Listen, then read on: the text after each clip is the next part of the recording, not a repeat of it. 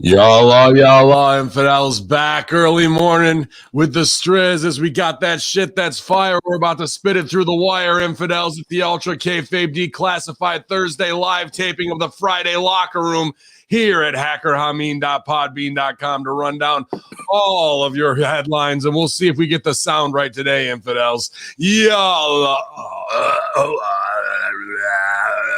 Just kidding. Y'all.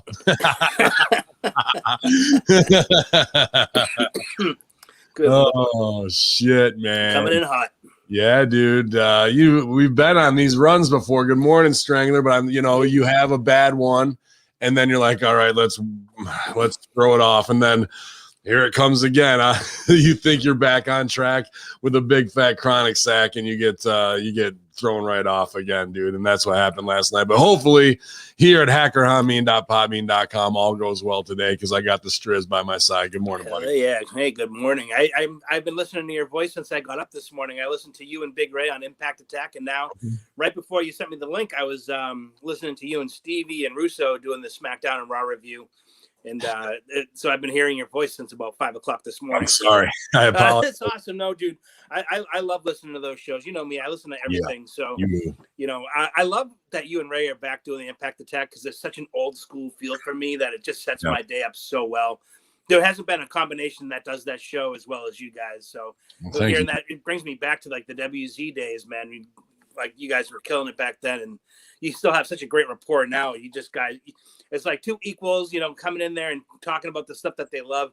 I'll tell you, it doesn't make me want to watch Impact Wrestling, but it's cool. It's the only way I get any Impact information. It's like I listen to Light the Fuse because I'm certainly not going to waste my time watching AEW. So I get it from you, but you're taking the hits, and I kind of make out in the deal because I just get to sit back and not get fucking boiling hot and want to throw shit at my TV.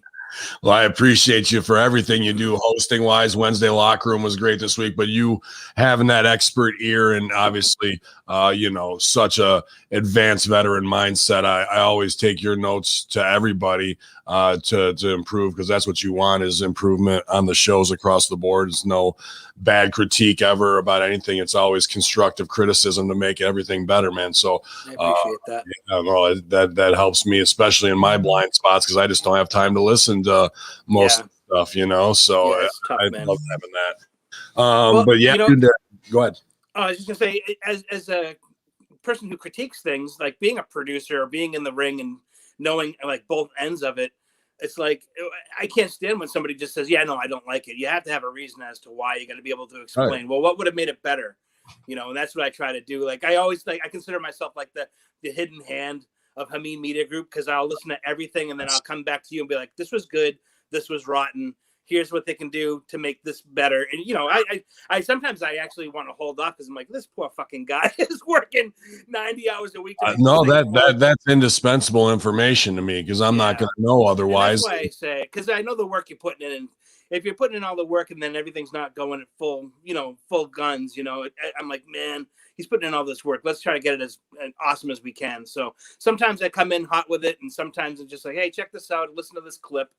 But, for the most part, I mean, dude, we're fucking everybody on the group is hitting aces right now. It's so streamlined at this point. It's almost like nearly a cruise control situation, which is perfect. Right. And exactly. But it's not like it's easy riding. It's just that everybody is really towing the line in their spot and then doing even more if there's an opportunity to do it. So the foundation is very strong. It's very, very strong. And it's opening up the opportunity to bring on new clients, man. I got 2 or 3 that I haven't even announced yet that we're right on going to try and start building for too. So, that overarching look that takes care of all my blind spots. I'm eternally grateful for that, man. No doubt about it. And being a business owner like you are, like I had my own restaurant for years. I've been, run companies for years, and you know how it is. You always have to have new irons in the fire because you never know when you have to pull out the old one and throw a new one in its place, or even just double down on how good things are going. And you're doing a great job with that and keeping things fresh. And, always something new around the corner for people to come and check out if they haven't seen it or they were here and they kind of slipped off for whatever reason.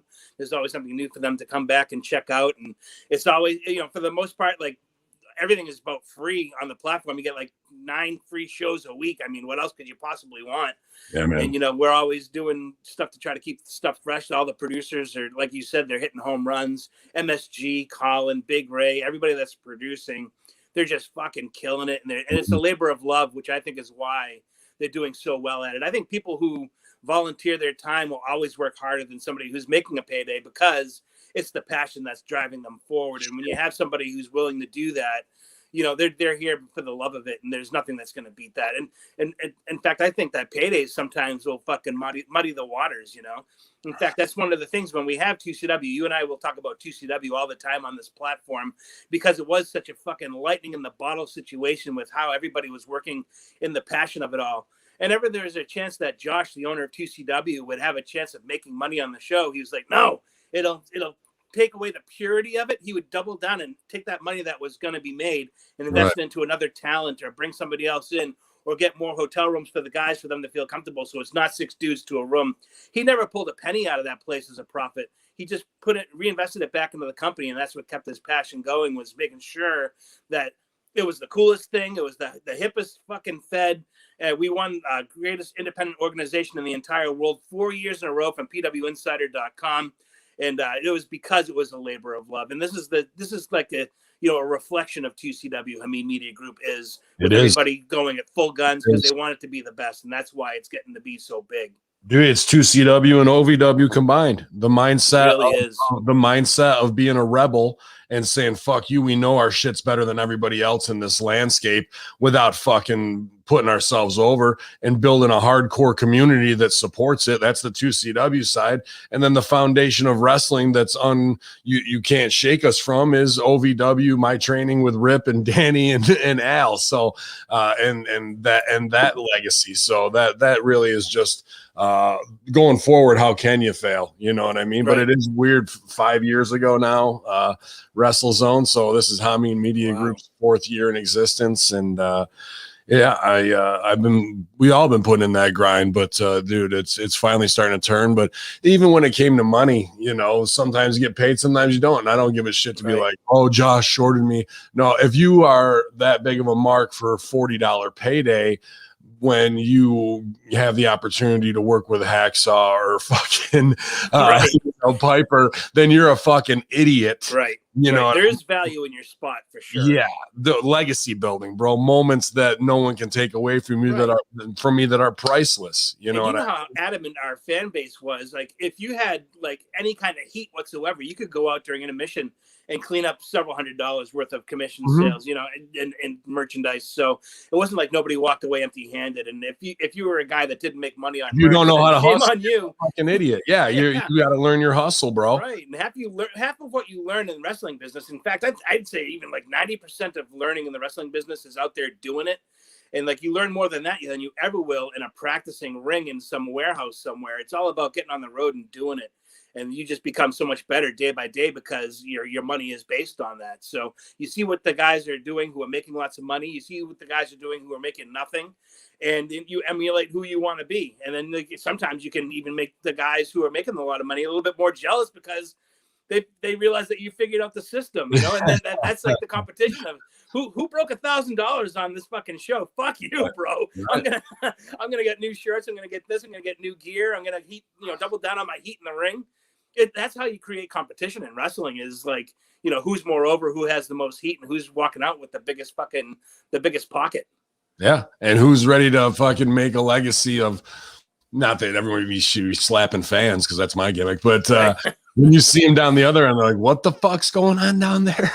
You know, just being the new kid on the block of he's out there. But when the wrestlers are like checking out the lines, whose lines and merch are the longest, you know, and then like, you know, some wrestlers will be like, who has that long line? And you go and kind of sit up your shit next to them, hoping you get the the overfill, you know, the overflow. And, you know, wrestling is so hilarious that way, because it does come down to dollars and cents. And if you've driven 300 miles to go work a show, and, you know, you can't just walk out with your base pay. You got to, you know, pay for gas. You got to eat on your way home. You might have tolls, you know, especially if you're in upstate New York and you got to drive the 90. You know, you don't want to give, you know, the state of New York, you know, $12.87 because you drove from Buffalo to Albany. You know, you got to try to walk out choice now. Well, now all the toll booths are gone. So Yeah. they're just coming to you in the mail and clocking your every fucking move. So oh man, but shout out to Big Stevie Cool. He's down as the king of Florida. Last night we had a great Conspiracy Horseman with legendary wrestler Joe E. Legend. I'm sure you're very familiar. Obviously, the same time that you were doing everything WWF wise and whatnot. But he was called in from Germany to talk about Europe and the state of COVID police state and a little bit of aliens in Planet X. But it was great having another worker conspiracy theorist in the locker room who you can't work a worker. So 3 just banger shows back to back from Idol Stevens, Lord Jamar, and Joey Legend. So thankful for all those. Dude, man.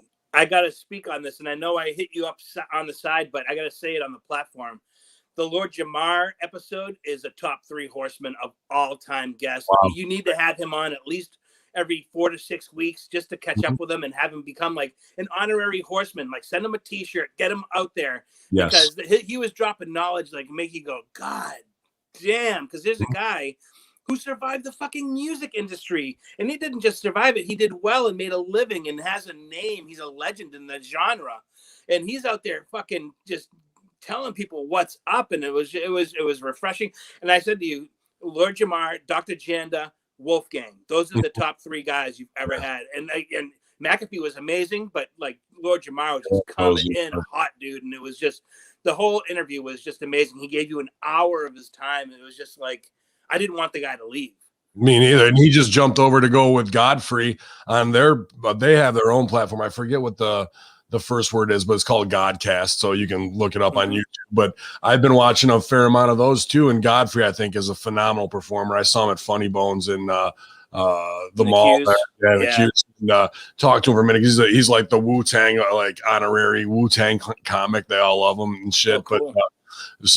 But he came through Second City too. But now that door is open to possibly bring him on too, I think Godfrey will be just as much of an impactful guest, man, as a social commentator. But I've just been very, very pleased to lay out up a couple things, hit a couple punchlines, and let these phenomenal guests do their thing, man. So I appreciate that too. Yeah, well, you know how it is. Like minds, find each other. And the community grows one by one at a time. So like you said, you'll end up having the Godfrey dude on, I'm sure, within the next, 2 months. I'm imagining he'll come on and, the family grows. It's fantastic. Yeah. I love stuff like that. Me too, man. And so shout out to Stevie for bringing Joey Legend on. Shout out to El Plaja for hooking us up with Lord Jamar. And, obviously Damian Sandow, Aaron the Idol Stevens, The A Show, patreon.com/The A Show with April Hunter, who we're also celebrating here for Women's Month, as all of our strong women that we're collaborating with, from the beautiful people to Goldilocks to Amber Neal. It's just been an awesome month already for us, and we're only 11 days in, man. So you think about even when they ran on the Capitol January 6th, dude, the amount that's happened business-wise between then and now is insane. When can we get Strangler Steve on FR on the fucking Rotten Podcast? I think he'd have. Rip would have to unblock me first.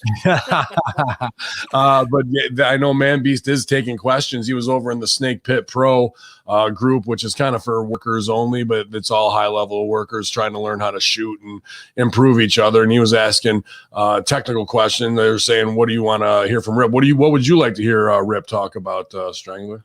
I would love to hear about his territory days and surviving that and having it be your sole source of income. He's been doing a lot of territory stuff. That's I'll great. send you the kayfabe links. So he's been going in. If there's anything, what I want to hear, and I'll let you think on it for a minute, is we always say, no, this is wrong, or Man Beast gets hot when the hot tag's fucked up in AEW every time. But I think we need to start laying the foundation of, okay, when should a false finish be used? Right. What are some good examples of a double down, and why do you do a double down? Right. To really get into the nuts and bolts of it, as well as the legendary storytelling of fucking Macho Man peeing on him while he was in bed. Yeah, no, you bring up Macho Man. I was going to say, one of the things I would love to hear from Rip is his life on the road with like the Poffo family, not just Macho, but like I'd love to hear more about Angelo Poffo. He broke the world sit-up record. He did 6,033 sit-ups, which is obviously a pulse that he might have been a Freemason, and I would love to hear if he has any inner knowledge of that. I'd love to hear more about Angelo Poffo, because I think he was as sick in the head as Randy was about his intensity and stuff. So I'd love to hear about that, the home life. I'm sure he must have been by the Poffos for dinner quite a few times. I'd love to hear about the Outlaw Mud shows, how they ran like in Memphis against Lawler, and unfortunately they didn't win, but they ended up merging together, and Lawler took on Randy and Lanny. So that was kind of cool too. I'd love to hear about that kind of time. Absolutely, the ICW stuff when they were, because Rip said they were the Outlaws, like fucking with the old guys when they were the two CW. I mean, so great stuff. Appreciate Dr. Ted cruising out there. At least sun's a shining today, so hopefully the hustler's in a good mood, but I doubt that. And if he is, he wouldn't sell it. Nah, not at all. You'd never know. The Yadamin Godcast. Yeah. Yadamin. It's got to be something Islamic I'm missing. Yadamin. What else is going on, man? It's big business today. I'm just looking at the board across that. You guys can go to Broasters right now for the month of March and order the Russo Bro coffee, 33% more for free for all online orders. They were so happy with everyone dedicated ordering that. The 5-pound bag, that's available too with the Bro 5LB if you want to save 10% on that. If you want to go big, you can do it. ZordosOliveOil.com and Pro Wrestling Tees. I think the sale is still going on this weekend. I'm not sure. For all of your favorite Hamin Media Group personalities, man. And I fucking had to go to Spectrum. I cut that huge promo. I'm sure you heard it on Impact, bro. And then it was fucking up. But hopefully we don't get any stalls here. It's just, tech is tech. I go, dude, can you just fucking hardwire fiber optic to the back of my head so we can fucking stop this shit? Did he tell you had to wait till 2045 to have that done? Jesus Christ, man. I mean, how much more can I stand, really? I know, dude. I hate tech, which is why I never got into that field. And my own phone, which I'm doing this show on right now, it's been rebooting itself like 10 or 12 times a day. It'll just shut itself off and restart, and then it takes 3 minutes for it to fucking come back up. I want to throw it in the ocean. I could literally, because I'm on a peninsula, I could throw my phone right now. If I could get it about 70 yards that way is the Atlantic Ocean.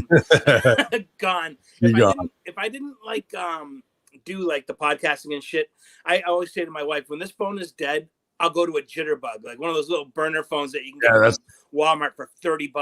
That's what Stevie says too, man. It's just everything is supposed to be easier, makes it more complicated. At the end of the day, and the price just keeps going up, and up. So if you want to hear my adventures at Spectrum, the Impact Attack is the place to go. Worth it. Yeah, man, it was a big rant. So, we're just trying to make sure everybody's got the best equipment and possible. But we also are spoiled cunts when we say, "Oh, it doesn't work," and the reality is we're in different states, different countries. With Germany last night in real time, talking like we're in the same room while taping it over fucking air. Yeah, and if you went back to 1985 and told somebody that shit, they'd be like, "Say what is going on?" I know, right? Well, how come they can get this shit done, but I have no flying car? Like, what the fuck? Yeah, right. If I could trade one or the other out, I'd take the flying car all day long. Oh, Stevie's going back to the Motorola Razr 5. He's a trendsetter. That's how we do it here. Oh man, what else? I don't think I got much other news, man. Just been a good week doing Stevie Richards Fitness. A lot of people have inside Hamin Media Group been wanting to change, make a life change, and get healthier. And some people have, been kind of sedentary for a long time and put on a fair amount of pounds, and they're, a little bit trepidatious. Yeah, that's my thesaurus. About taking that first step on a health journey. So we've had some new signups, StevieRichardsFitness.com, and they're entered in the group that we have, and you can join us, man, if you're trying to get ready for summer, or just say, I've been on lockdown for long enough and the gyms suck. There is solutions online. StevieRichardsFitness.com is the place to go. We're all doing it, man. Yeah, man. Whenever I see Stevie's videos of his home gym, I get so effing jealous, because all I have at my house is like a yoga ball, 2 push-up bars, and my feet Yeah. So like I just walk all day long. I've been doing the 20,000 steps Oh, a yeah. day thing forever. Keto lifestyle, down about 70 pounds since January 1st, 2020. Today is day like 435 of not having any carbs, which is awesome. Ridiculous. I miss it though. I'm I trying had, to a, I, had a goal. bagel. I had a bagel this morning. Oh, you're killing me. My wife has blueberry bagels, and it's an intoxicating smell. My goal right now is just to get to Mania weekend, because we're going to go down to Mania with me, my wife, Josh. We're going to go down there and do that. And when I get down there, I'm going to bust it loose and fucking have whatever I want for that weekend. But I'm going to stay strong until then, because by then it'll be day 465. So that's a hell of a fucking run. I'm just going to try to be responsible, but have some fun too.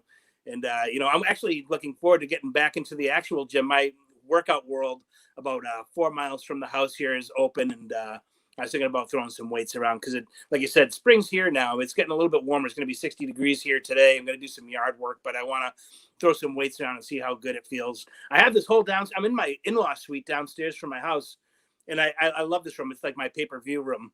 Looks awesome. I would love to turn it into like one of Stevie's gyms. I have plenty of room to do it in. And I'll just have to use the code Stevie5 and see if I can get myself a nice deal. Or Stevie X if you're getting an X chair, and get yourself some $100 value wheels, even though they're only charging $49. That's what we do at xchair.com, code StevieX, infidels. Oh, shit. Steve, would you mind if we take a 2-minute pause real quick? I got to let this guy out. He's fucking thing, man. Me, bro. I'll be right back, infidels. In 2 and 2, Chuck Woolery style.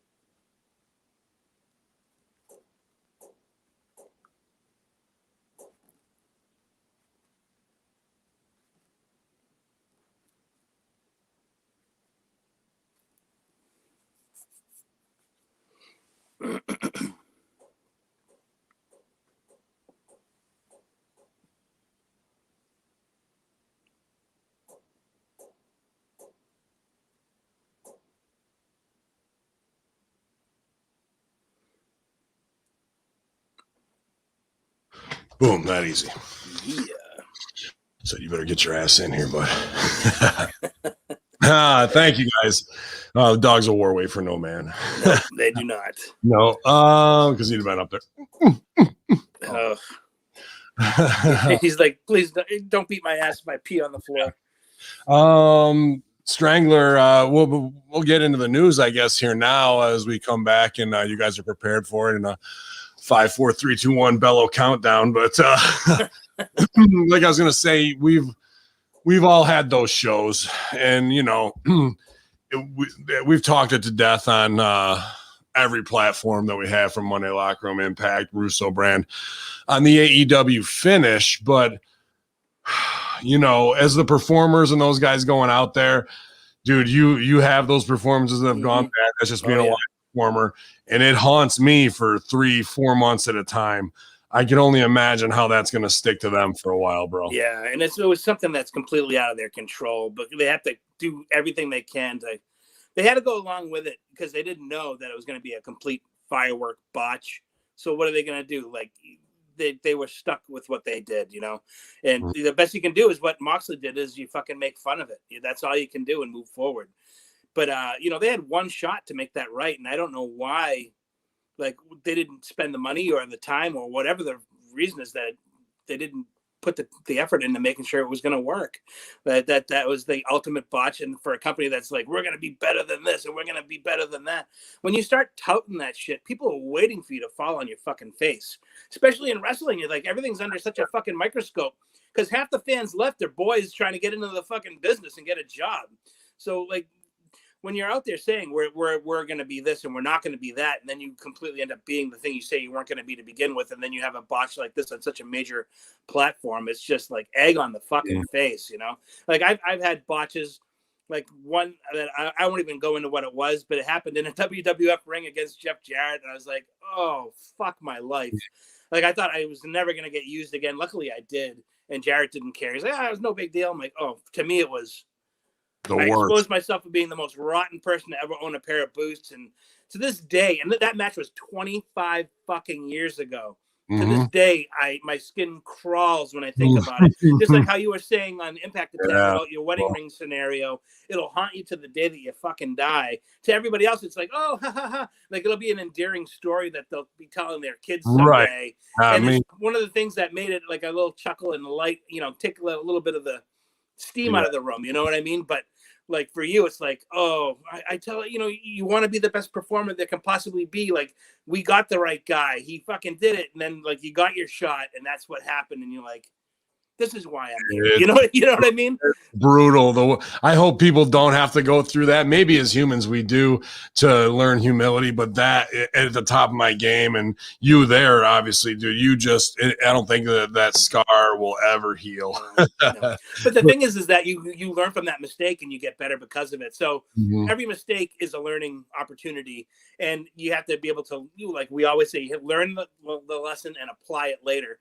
Sure. So that you become a better worker because of it. Like nobody gets through this industry without a flub. It's just not happening. Like I've seen guys like Mr. Perfect, Shawn Michaels, Bret Hart have flubs in matches. Now if that's going to happen to them, dude, we are not like going to live a perfect life in the ring. It's just simply not going to happen. But for performers to go in there and put their fucking, their safety on the line, doing explosions things, even though it's like controlled pyro, bad things can happen. And it's just that they do everything they can, and it wasn't even their fucking fault. And that's what kills me about it as a performer is that hurt their performance, and it had nothing to do with their ability. Right. The match was worked very well, I thought, except for having ropes in there. They should have taken the ropes out and put just barbed wire across. But that wasn't the worst thing. They worked at the threat of violence and everything. And then in the end, when it gets and there's the other two things is the anticipation build. You can't say that we did an A our first year. Like that alone sets you. And then you can't go, I'm Booker of the Year and I've been doing this shit and I wrote this. And then there's huge surprises. And then that's going to be like, they're not learning of talking too much shit, because if you keep putting yourself over, when you fucking fuck up, everyone's like, hey, how's that A working out for you? It goes right back up your ass. Yeah. Why would you ever say something like that? Be like, even if it was a perfect year, everything went off. We've got fucking 3.5 million people watching this product. We got all new fans checking us out. We're selling these pay-per-views. Then you go, you know, I thought we had a C+. I thought we had a C+. Like, undergrade yourself. You know what I mean? Like, we hit a baseline. This is where wrestling should be. We want to hit the moon. You know what I mean? We want to go even further than we've been. And people are like, I thought it was great. He gave himself a C+. I can't wait to see them get a fucking B-. I'll be jerking off while I'm watching the TV show. They don't get that. What the fuck, dude? Like, guys who have been in the industry that long with a legacy like that saying that they're fucking an A, come the fuck on, bro. Like, read the fucking room. You know, you left yourself nowhere to go. You think going from an A to an A+, like this incremental 1-inch movement is going to be ridiculous. Undergrade and overperform. That's what I say. And they've set themselves up. And that's the lesson they're not learning over and over. They overpromise. Overpromising is a death sentence, because you'll never meet anybody's thing. Like, we're going to go out there, we're going to bust our ass. All you'll know is that we're leaving everything we got in the fucking ring. And if you leave wanting more, then hopefully you come back next time for some more. But then you go out there and you do everything you can to make sure that everybody got their money's worth. And then they'll come back for more. And like you say, like, it's like the commitment to a bit. If you commit, they will buy into it. And if you're out there busting your ass, even if it's not a fucking 5-star match, if you committed to it and your heart and soul was in it and you sold your fucking ass off, good for you, and they'll come back and they'll watch you again. So last night they tried to fix it, which there's a ton of different creative scenarios to fucking say what's what. And I don't think they chose the right ones at all. They had Kingston and fucking Moxley. Now they're boys again, showing that, hey, we're CZW and I keep that hot 97 mentality, brother, and all that kind of shit. And that scene was okay as they ribbed Omega about, the dud going off and putting the heat on him. Then 30 minutes later, Callis and Omega come to the ring, and it's just a brutal Bob fucking promo of Callis trying to work, and it's terrible. Oh, dude, he's terrible. I can't even watch the show because I get mad. But I see like the clips of it, like on Twitter or whatever. I can't even watch the clips, but I see the body motion, and I'm like, this is fucking terrible. It's so terrible. Fake. It's so fake. Here's your chance to be real. Right. And again, you can drop the we're gonna pass the heat in a carny way, and that'll be. We took it away from you. You wanted it, but we took it away. Like it's like he's trying to do his best bad Vince impression. Like not even a good Vince. I'm gonna go out there and I'm gonna clown and be a campy version of Vince McMahon. Like, dude, I thought you were supposed to be good at this. You show Omega enraged. You show him grab any production guy that you could take from fucking Dark or whatever it is, not Monster Factory, Nightmare Factory, and fucking take him up on the roof, dress him up like some indie worker, like a production guy, and have Kenny Omega throw his ass off the fucking roof to kill him. He's that fucking mad. Meanwhile, you got a crash pad like any Hollywood movie, and Omega goes, don't have to fucking deal with that again. Like, show don't tell. Don't come out and tell me, plot, cover. Omega show through your actions. You want somebody fucking dead. Omega just killed this guy and make it wrestle crap. Anything that would be a scene to justify it. You had 4 days, and that's the best you can come up with, these plotty promos. Take one of the fucking students they have at QT Marshall School and have him play the part of a fucking performer, and have him just hold the guy and just punch him, and just be so much so that even like Callis is the one pulling Omega off. Like, all right, you made your point. Even do it tongue-in-cheek comedy where he's like threatening to do it. Callis stops him. Omega turns around to look at him, the kid's behind him, and then he accidentally bumps the kid off the fucking he goes over and drops 700 feet to the ground. But, play it off in some way. Show, don't tell. Yeah. And they don't even know how to do that properly. And then I was going to get back to, so last night, after everything at the pay-per-view, after all the letdowns from fucking people's, is it Angle? Is it Punk? It's Christian. Okay. Talk about not paying off. That's so bad, bro. But then last night, during Ego Ethan Page's debut promo and his match, somebody at TNT mixes in the NBA sound of the Spurs game over the top of the fucking match at the same time, bro. I mean, it's amateur hour at the Apollo out here. I take this back to 2CW, and what drives Josh is just to fuck you, everybody in the industry. That's his whole id, and like watch us do it. When Ring of Honor is stroking themselves when they had everybody, Daniel Bryan, Cesaro, all these fucking guys that we're going to put on pay-per-views, and they fucking botched it 5 times in a row. Yep. And dropping the signal, and then they had Steen and everybody, or Owens, whatever, and then they're coming to 2CW. We're using them better in dream booking flawlessly, and then we put on our own pay-per-view, not with the power of Sinclair, with a mom and pop fucking streaming service locally and a T3 line that we had to have run into Watertown, and it fucking crushed them. And how can a regional indie come over the top and just keep doing this to these companies that look more and more amateur? I mean, that we're not idiots. Out of their hands. By the way, go ahead. Who is the executive producer of all those pay-per-views that TCW did? The Strangler himself. That's right, motherfucker. Dude, like when Ring of Honor botched like 5 of those in a row, and you didn't see the finish of their main event heavyweight championship match. And then they had to like give people that same match for free, like on TV or whatever they did. It's like we like looked at each other and we're like, "This is fucking ridiculous." Aren't they supposed to? See, they're owned by Sinclair, $1 billion company. Sinclair is a broadcasting company, and they can't themselves broadcast. And then we went and did it flawlessly. Like, well, how many did we do? 5 or 6 of those shows. Every single one of them flawless, seamless, free. Free for view. Just the fuck you. You know what I mean? The very first one we did, we had 124,000 downloads. I mean, and here's one of our things is we had a download from every country in the world that had internet available to them. Yep. Every single country, all 50 states, we had eyes on the product. It was uneffing believable. And we did it. We did our homework. You were there. You were part of the production crew. We did our homework. We knew how to produce. We knew how to time it out. It took us 8 months to get that first one ready to go. And then when we did it, oh my God, I think I ran 13 miles that day in that building going back and forth. Oh yeah. And that's a floor, that concrete floor there. It was the worst, dude. I slept like a baby that night though. It drained me completely. Mm-hmm. And then we were like, get ready to do the second one. It became a little bit easier because you got the systems down, but the buildings were all different. So you had to know every single building. And but we put the time in, we put the effort in.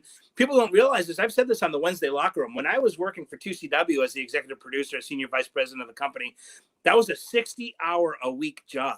Mm-hmm. We were taking phone calls at 2:30 in the morning because fucking Matt Hardy would call me because that's when he'd be getting at the airport for wherever he was leaving, Ring of Honor. He was doing Big Money Matt at the time. Right. And he'd be calling for dates or what am I doing and what am I cutting a promo about? Because he would send the promos to me. He'd just send them via text message. Who am I talking about this time? And what do you want for this? And you'd have to pick it up because if you didn't take that call, you didn't know when you'd hear from him again because he would take like a 6-day trip to like the Bahamas with his wife, who they didn't have any kids at the time. And you wouldn't hear from him because he's on vacation for that week. So when the phone rings, you got to pick it up. And it wasn't just him. It was Jomo. It was Steen. It was like all these guys, like you had to be available. So, next thing you know, you're like, I just worked an 18-hour fucking day. And then Josh is like, hey, call me. We got to talk about something. And if anybody's ever been on the phone with Josh, there's no such thing as a 5-minute phone call. Those phone calls go 3 hours long. Yeah. Those phone calls go so long that I have to charge my phone while I'm talking to him because the battery's going to die. And that's just the shoot of it. I could show people like my call logs. Like this call went 3 hours and 26 minutes. Because we're talking about one thing, and then that evolves into something else, and evolves into something else, and like it's like you're going over a finish for something. It was just like unbelievable. That's the attention to detail, and and I was glad to do it. It was like exciting. And at one point, we had 18 shows in queue that were selling tickets for on the 2CW.com website. 18 shows, which means 18 deposits out on 18 different venues. And we had commercials for every single market. And we had different talent in every single show and a different name on every single show and different hotels in every single market. It was a full-time fucking company. And even though the shows might have been a week or two apart, or like you do a Friday, Saturday, Sunday, then you had a week off, then you had another Friday, Saturday, Sunday, or then you had a Friday, Saturday, Sunday, then we threw a Monday show in, then we threw a Wednesday show in, then we had a Friday, and the people don't realize like that it just consumes your life. The next thing you know, you're like, we're in Elmira on Friday, and while we're at that show, there are being ads played right now for JFK Arena in Watertown for Saturday and Albany on Sunday. It was just a ridiculous time, but it was like we were just like living on excitement. It was just we were making it happen. It was real. We were outdrawing TNA by leaps and bounds. We were getting 2,500 people to come to a show to pay $25 to $75 for tickets. Mm-hmm. The lines to meet Hacksaw Jim Duggan were fucking 300 people deep. I mean, it was absolutely ridiculous, man. It was the greatest time ever, man. Yeah, rock stars, man. The show was a rock star show. And there is no AEW without 2CW, and that's what that's the thing. Khan was never on our side with that. It was all the guys who learned and got over and were passionate about it that took that model to Khan, but they don't know how to execute because they don't have the 60 hours a week to get all that. Yeah, his time is way too split. He's wearing too many hats, like you've always said. He needs to concentrate and focus, or at least hire people who can do that kind of stuff. He needs to worry about wrestling. He needs to give all that up, bro. Yeah, he needs to go where his money is, and that's in soccer and that's in football. And he should just leave wrestling to the professionals and hire guys who don't have an alternate, agenda to get themselves over in the ring. And they need to have guys, if you want to hire wrestlers, that's fine, but make sure that they have a track record of what they can do and that they have no desire to be on camera anymore. And for those people who have never seen 2CW, which is probably a lot of people who are listening to this platform because it closed in 2015 on our own accord, not because we went out of business, but we'd done everything we were planning on doing. And Josh's health had come into play. one of our pay-per-views opened with Steen versus John Morrison. I mean, that should tell you everything. Like who we had on those shows was so big. We had Omega and the Bucks in a six-man match that opened the show. I mean, we had top world international talent. Tajiri was in for us. Stevie Richards came in and did BWO for us, and that was an awesome time. So like we had all the main players, and we had a great local crew to help fill in the spots. And it was just like a time I'll always remember as one of the greatest times in my entire wrestling career, even though I did very little in the ring, which is what I didn't want to be in the ring anymore. I wanted to just concentrate on producing. And I felt like that was my best work was as a producer anyway. I did very little in the ring too. You didn't have to do a lot because you knew how to work. Man, good time. You didn't tell. That's right, dude. But we're about to tell here, infidels. But yeah, again, that's just when you're on these streaks of bad luck, somebody's got to go in there and get rid of the Massey. They get rid of the sideburns in there. You got to burn some stage. You got to do something to get rid of the bad luck and cast the mojo off. Whether it's a group building team exercise, I got to do a Strangler. Sorry. Group. Something to get everybody's chi aligned and hey, let's fucking all get together, hold hands, sing Kumbaya, and fucking let's get the team on the right page. So I don't think the TNT overlay last night was anything to do with their fault. That sounds like a control room issue at TNT where somebody was smoking a joint and had the fucking fader up too loud on something. And, but it's just... It still falls on them, though, because, no one thinks about the control room. When you're a fan watching it, you're like, what the hell is going on here? But comedy of errors, you just got to kind of be like, when is the pain going to fucking end? But a lot of it's self-inflicted wounds, man. So here we go, Strangler, with the headlines. You ready, Striz? Oh, God, just rip the Band-Aid off. Let's just do it. We'll do a quick shout-out. 26 strong here. I see Big Stevie Cool's on the beach. Frank's Pickle Barrel Ass Society Reviews. Cujo, Mike Martin, Jared Cantator. I always get that wrong. Gully Blanchard. That name always pops the shit out of me, too.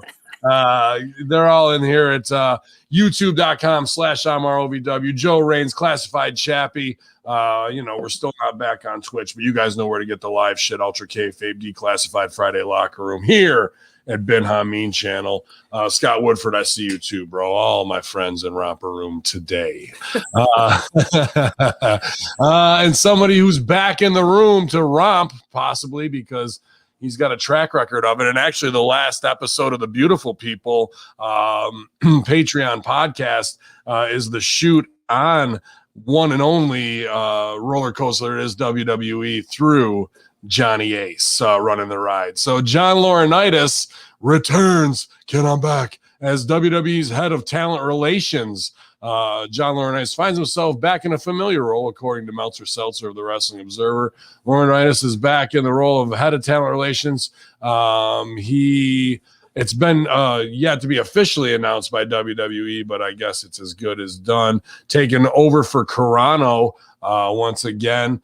But a lot of people backstage are hot, weary, whatever, because, when Ace was the place, when he was in charge before, his job was pretty much to go out and model search. That's how you found the Bellas. That's how you found all these girls who will never really, I don't want to say the Bellas don't have a legacy. They've built an empire on this knockoff Kardashian fucking model, but no one's going to remember a Bella's match aside from the time she spiked her face into the ground. Right. There's a laundry list of them during that time, during his last tenure, of girls who were hired who had no business being in the ring, who were easy on the eyes, but they try and train them, and you get rotten wrestling instead of just getting a valet who's sexy, damsel in distress. But people think we're definitely going back to that, even though I'll stooge it on the Beautiful People about, Velvet was with Hurricane Helms at the time, and he pretty much said, well, we don't like our divas dating wrestlers. And so without saying, it's like, break up with him and you can have a job. Right. And then this is the guy who might have put over both Bellas and now is married to their mom. So, what a fucked up Thanksgiving that is. All in the family, baby. Yeah, dude. So here we are. Ace is the place. He's back, baby. Yeah, well, people power. Just keep him off TV, and I won't have a problem with it. I wonder where Carano's going to end up going, though. He was like the biggest heater in the business. I thought like every guy had heat with that dude, but it's tough because that's a hard position to be in. It's a loss every day because everybody's going to have heat with you because you're the guy that has to fucking let people go. You know, that's never going to be an easy job. I've had to let guys go, and that's the worst part of anybody's job. You don't want to tell somebody they can't provide for their family anymore. That's the worst, you know. But as far as I always heard, he was a very snarky dude and really hard to kind of get over on. Even like Stevie Richards has told the story several times of how go to Kane, have Stevie call me, and then not pick up the phone, have him call me again. Like, fuck you, bro. I'm not fucking fapping your ass. You can eat a dick. I'm down the road doing my own thing, making my own money. So I respect Stevie on that. And with Johnny Ace, like the women's models becoming wrestlers. I'm a huge fan of women wrestling. I know you're not a big fan of it, but I grew up watching Judy Martin and Leilani Kai kill it in the ring. And, you know, I would take a Judy Martin match over a Kelly Kelly match any day of the week. They wouldn't say that because I understand the sex appeal is an important thing. But when it comes to credibility, if you saw Judy Martin versus Kelly Kelly, and if wrestling was a shoot, which is kind of how it should be kind of booked, you have to add the sense of realism if you want people to come and believe. Then like Judy Martin's eating Kelly Kelly's lunch every day of the week. Sure. And, you know, my wife wrestled for 16 years. She wrestled all over North America. She wrestled in England. And, you know, she had a bit of sex appeal to her, but she never played to it. And she was a great heel and actually did some good comedy stuff too. But never played to like trying to be a sex symbol or anything like that because she grew up emulating like Leilani Kai. That was her favorite wrestler of all time. In fact, got to wrestle with her in a battle royal. It was like a awesome moment for her in her career. But if Ace is kind of trying to keep the women's thing going, like just think of credibility first and sex appeal second. Like I think that, you know, it'll be there. Like I think any girl can kind of be dolled up. So don't thumbing through like lingerie magazines looking for girls you want to fap to and say, oh, I could imagine her with a set of wrestling boots on. Like it's just the wrong direction to go. And you can find girls of, you know, people who watch wrestling like all types. You don't have to just pigeonhole it to the Deborah McMichaels of the world. You know, there's more out there than like that trashy, like bottom feeder, lowbrow. What are we going to get in 20?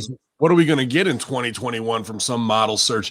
I mean, look what they're doing with their girls who can wrestle. What Charlotte's done to her face and chest, what Dana Brooke and Mandy have done, and then we got Team Pretty over there with their hole and all that shit. Like, but then the hot girls who could make money, a Scarlett Bordeaux who's a stunner. They're not doing shit with, or a Peyton Royce not doing shit with. She's crying on fucking It's My Time and her mom's tweeting and shit like this. These people who are supposed to be stars are just exposed as fangirls or fanboys who are now in the business, man, and they can't. Yeah, that goes all around. That's not just the girls. That's the dudes, too. They're a bunch of whiny, you know, children. You got to fucking, you know, stand up. And if you have something you believe in, stand up for it. But don't freaking whine and don't try to get sympathy likes. That's just makes you look weak all around. This was strong style. AEW star feels his critics deserve strep throat and maybe death. AEW star Joey Janela sent out a message to his haters via Twitter on Tuesday. Janela said that although all fans are entitled to their opinion, he also said the right to state that fans who criticize his wrestling deserve, quote, the most severe, never-ending case of strep throat, and, quote, maybe death, too, to be honest. The bad boy tweeted, all fans 100% have the right to the opinion. But yeah, so I just read that. Isn't he a heel? Kinda. Well, not really, because they put him with Sonny Kiss, so that's instantly going to make you a woke SJW to there. You got to cheer, because if you don't, then you're a phobe. Right. So that I never liked Janela's fucking crazy deathmatch fucking shit to like get over, but when I see him, I'm like, this dude's got almost everything Chris Jericho in the 90s had that I like. WCW, and when he gets those opportunities, I think he shines. When he just goes back to regular wrestling, he can look like the dirtbag, but I look at him like kind of the Ralphus era of Chris Jericho, and I wish he'd feed into that a bit more. But this is gonna probably come back to fucking bite him during this cancel culture. Yeah, maybe. You know, I've never been a fan of his presentation, but I saw him live at the first All In Chicago, and you can't deny that he has some charismatic capabilities. He can get people to stay focused during one of his matches, and he comes up with some decent, interesting stuff. But the thing is like, dude, go to the gym just a little bit, 3 days a week. Maybe look like you can maybe put some heat on somebody credibly. That's where I'd say his biggest gaping hole is that he needs to try to beef up a little bit, make him look a little bit more credible. Yeah. Other than that, he just looks like a punk that hangs out at the beach smoking cigarettes all day. Like, that doesn't intimidate me. No. But, you know, he doesn't look like at first sight as a baby face to me. That's why I just assumed he was a heel.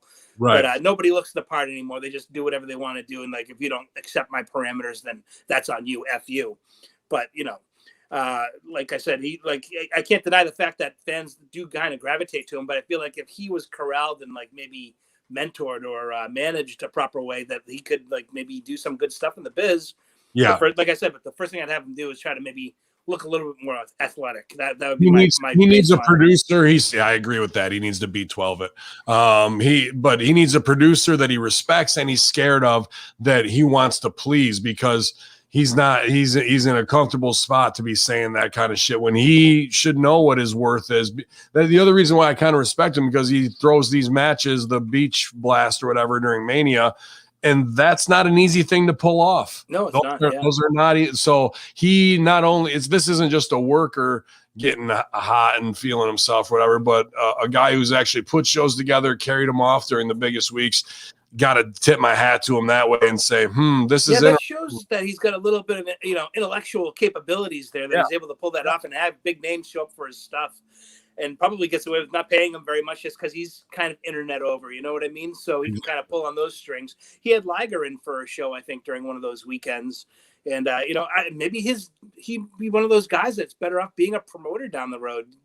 Like, not everybody will do their best work as an in-ring guy. Like I said, I took bookings for 18 years. I could have kept going, but I felt like I'd already done everything I was going to possibly do. So my passion was with producing and promoting. I love that kind of stuff, and seeing where I can get like younger talent. And rather than having a 8-minute part on a show for myself, I have an entire show that I can help create. So maybe that's where down the road, once he gets out of the ring, maybe we'll see like a whole different side of this guy. Like, wow, he could have been like a real decent promoter and maybe getting some more eyes on the business. Maybe he understands being in that 30-year-old, like late 20s to 30-year-old area. He understands like that collegiate mind right now. What does that demographic really want? Because he's in it himself right now. As you and I being in our 40s right now, it's hard for us to say, what does a 20-year-old want? My nephew is 18. He's at ASU his freshman year. I have no idea what he wants, but I'll tell you this, neither he nor any of his friends have ever watched any wrestling. It's never been on their radar whatsoever, because wrestling has been so down the hill at this point that they never even got any kind of look whatsoever into the industry. So maybe having a younger guy like Janela like on board of maybe being a creative guy, we could maybe see something that could get those guys who never really, gravitated towards wrestling involved, at least coming and checking out a show.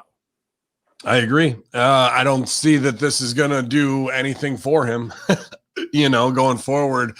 And there may be even blowback to keep him on dark, and here's the other thing. Joey Janela is the perfect example of a guy who just lost his spot because of a big show and a Christian. Right. You know what I mean? Very true. Like that once every 4 weeks where he was getting a chance on the main show, that just went to once every 6 to 8 weeks. To me, Joey Janela is the type of guy, like if AEW ran a loop of house shows, he would definitely be in that like mechanics area where he's like second, third, fourth match getting that time. So when Big Show goes out there and just does the choke slam, it was the 25 minutes of the Janela match that had some ha-ha and a little bit of this, a little bit of that, a big bump and a finish. That's what helps make it a wrestling show, is that mechanical part of the show. That's where I would put him as a utility player doing something like that, or getting that 35 minutes in a tag match that we needed some time on. What's that? How Dalton used to be in 2CW before Party Peacock, when he was the utility guy who could give you everything you needed, whatever it was. Yeah. Oh, man. But we'll see if cancel culture comes from one of their own. Let's see here. Booker T reacts to Christian Cage signing with AEW. He said, I didn't see it coming, but I didn't not see it coming either. It was one of those deals where Christian has always been a guy that writes his own script in terms of it not working out here. Let me go try it out over there. maybe the grass is greener on the other side, and maybe I need to change up Christian after you saw him in the Rumble. He looked pretty good. The brother looked like he can still go. He's my brother, man. We were tight like that. Some guys, man, they feel like they still got something left in the gas tank and they want to go. They don't want to be told no.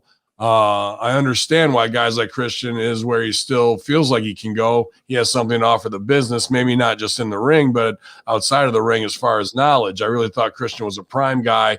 I don't know why. I don't know if he wanted to do it in WWE, but I do know that a lot of these WWE developmentals, to listen to Christian and to get in his mind and the way he thinks, you'll learn so much. Well, that doesn't sound like anybody on the on the AEW roster who wants to go and listen to anybody with, even a little bit of experience. They're just all over and they know what they're doing. No bread, no water, just meat.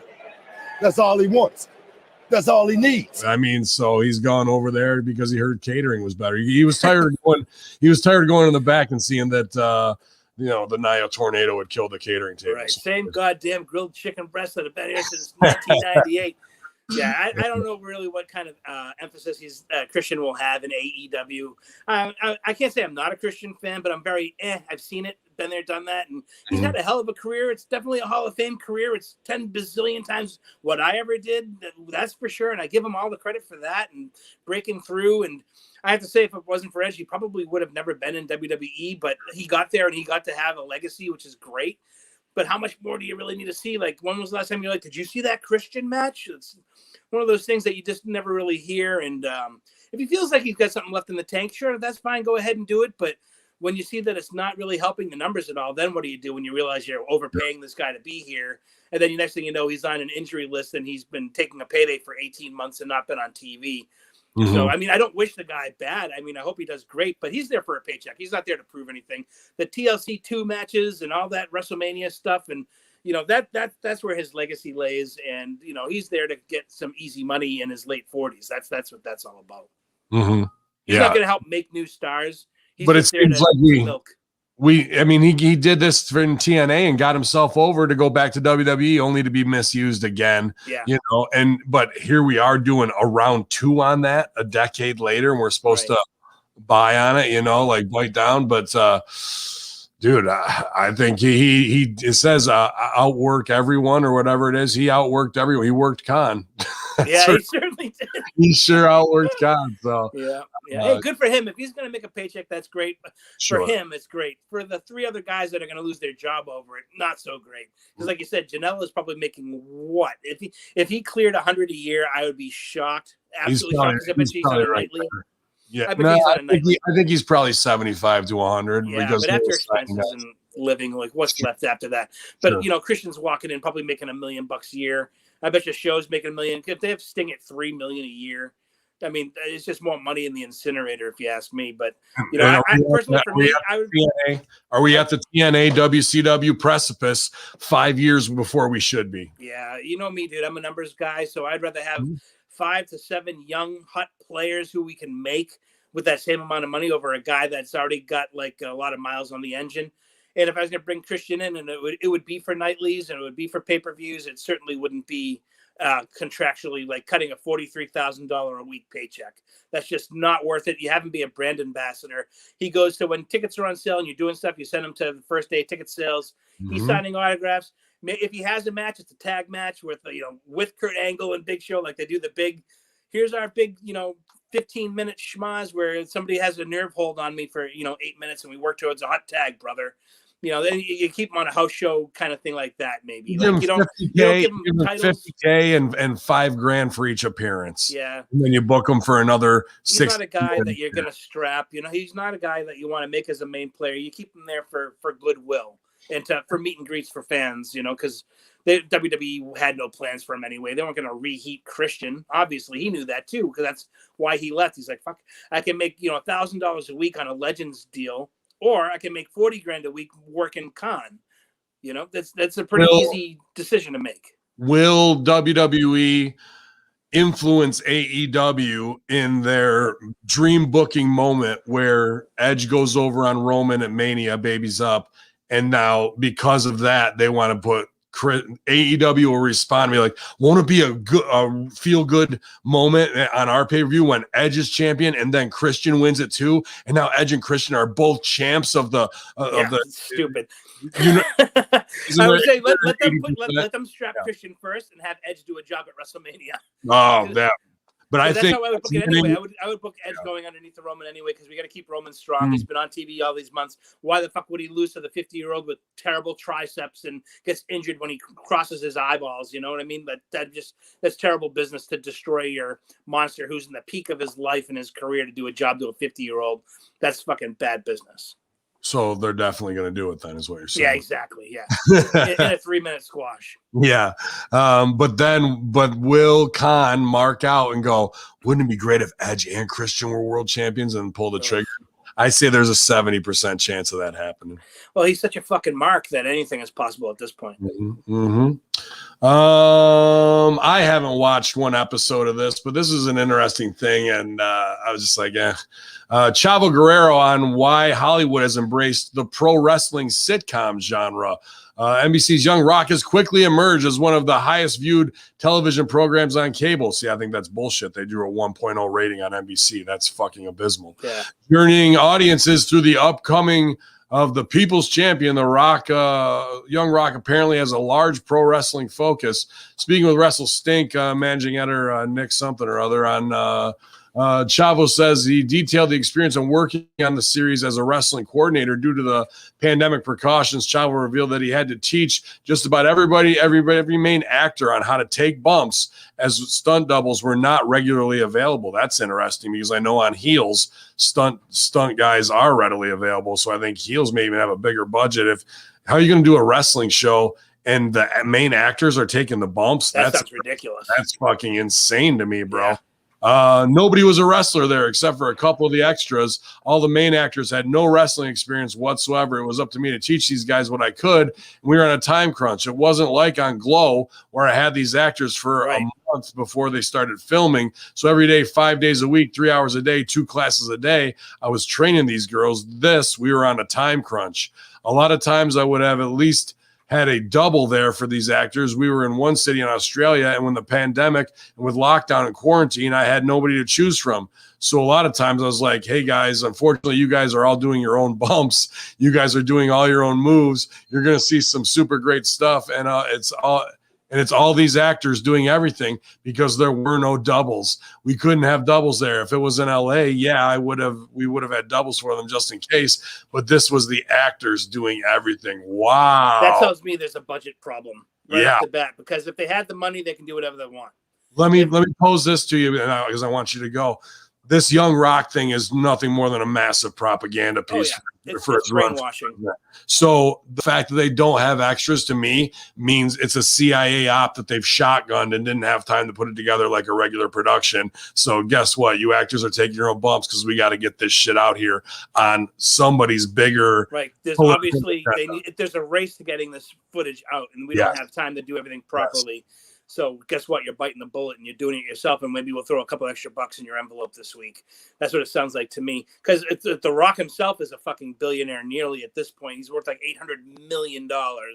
So you telling me that there's no money or time? It's a time crunch because they need to expedite the process. That's simply the way it goes. It's not that there's no stuntmen available. Fucking Hollywood's got 900 million people unemployed that are ready to do the work, and you have the money to do it.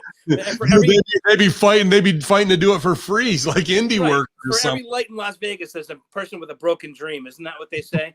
So don't tell me there's a lack of bodies to do it. It's a lack of time. And there's not a lack of money, because if The Rock really cared about the project and it was a fucking love affair with his, the story of his life, tell me he wouldn't, pony up a couple bucks to make sure Good Brothers made it right, because God knows he'd love to put it on Instagram to show everybody how fucking awesome and giving he is, because every time he gives one of his family members a new fucking truck, it's got to be on Instagram for the world to see. So let's just call it for what it is. This is a bunch of bullshit right now.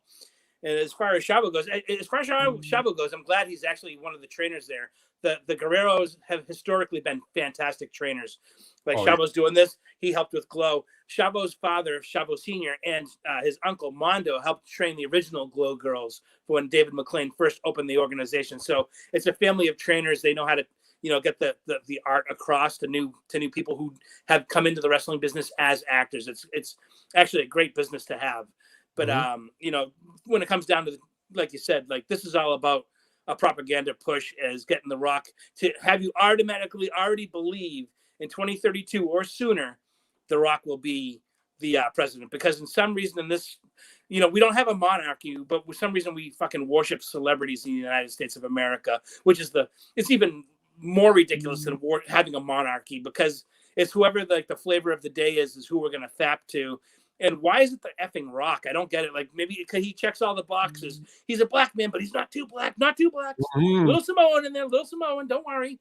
It's I don't understand the appeal. Like he's got that $1 million smile. So what's his foreign policy ideas?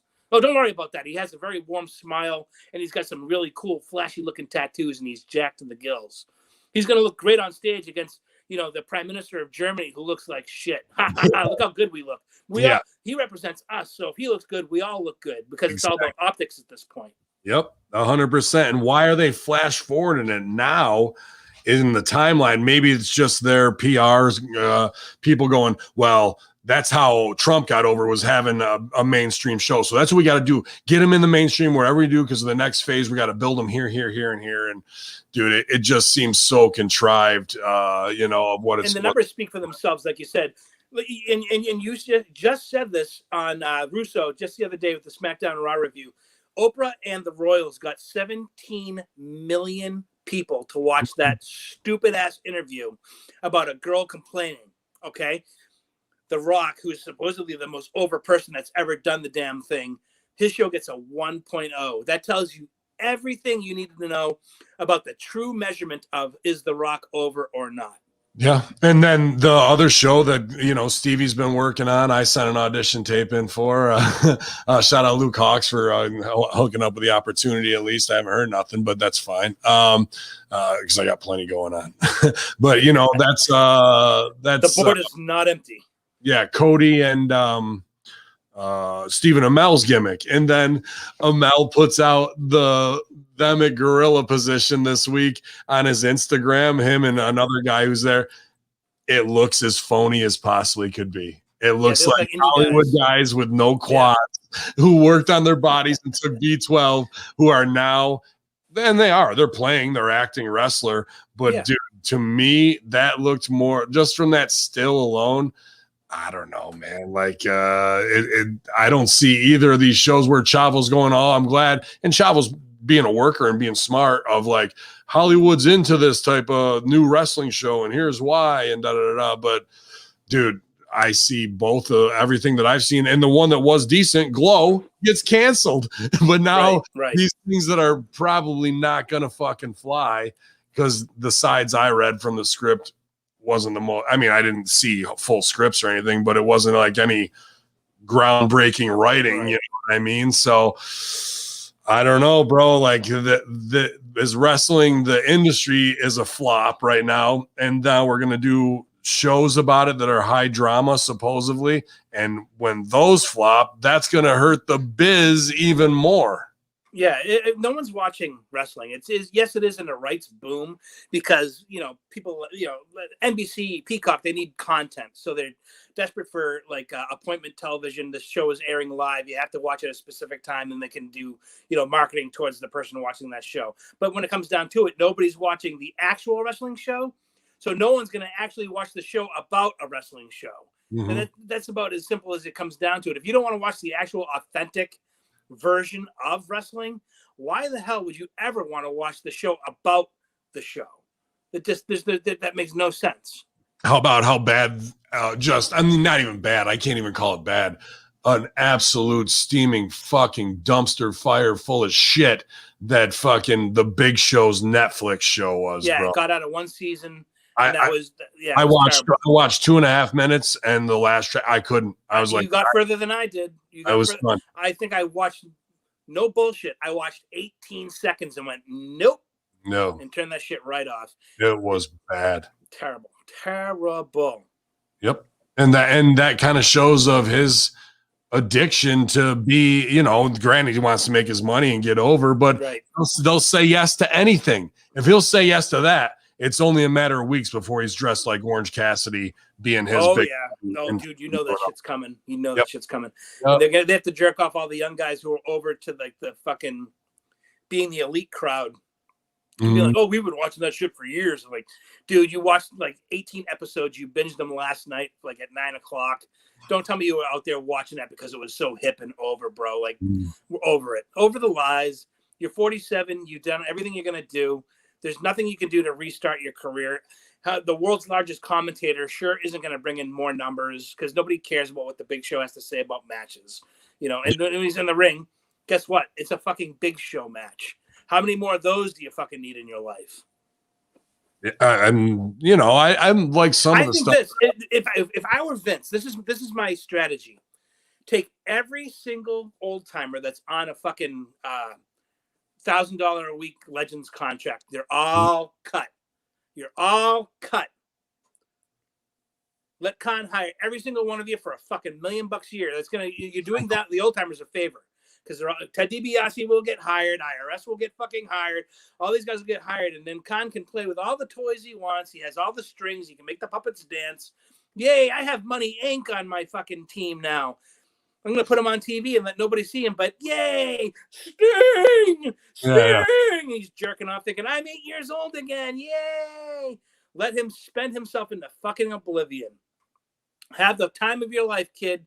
Go and literally take $30 million, put it in a trash can and fucking light that shit on fire. Have the time of your life. And then when his dad goes, you lost how much this fucking year? That's how you kill AEW. Let him spend himself into oblivion. Because even a billionaire will get sick of losing money after a while. And on fucking soccer, he's gonna get a triple. You lost how much this year on each one of those? Yeah, and didn't the soccer league go down like a tier or something like that? Yep. So the only reason I know about that kind of stuff is because I talk to old Athers all the time, and he'll say like he'll talk about the tiers and how hard it is to get from one thing to another.